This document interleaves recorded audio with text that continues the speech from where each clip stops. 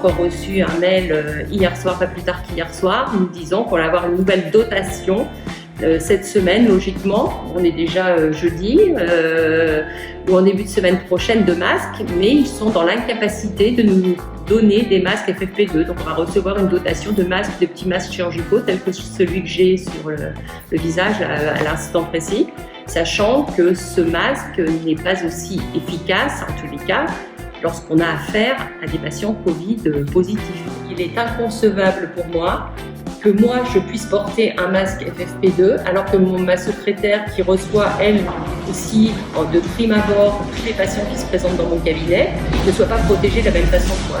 Donc, moi je partage mes masques FFP2 avec ma secrétaire et on travaille toutes les deux dans les mêmes conditions de sécurité par rapport à cette épidémie.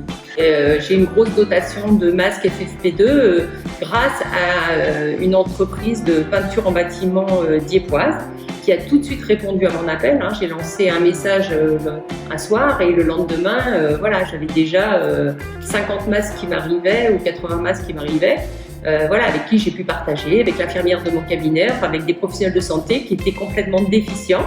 Et grâce à cette générosité et solidarité, je dirais, des Diepois, ça fait plaisir de voir que, voilà, en période de difficulté, les gens sont là pour nous soutenir, puisqu'on n'arrive toujours pas encore à ce jour, le 9 avril, donc à avoir de dotation en matériel adéquat et en quantité suffisante pour effectuer notre travail dans de très bonnes conditions. Et les visières, j'ai un monsieur qui est à Ouville-la-Rivière qui nous a donné des visières qu'il fabrique lui-même.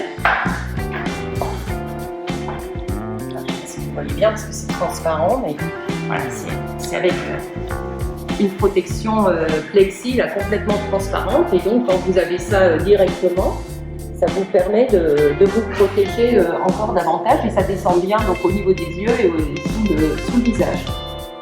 C'est un appel qu'il faut probablement renouveler puisque l'hôpital de Dieppe a des besoins, ils ont beaucoup plus de besoins de matériel que moi-même à mon niveau, puisque moi je travaille, nous sommes deux dans le cabinet.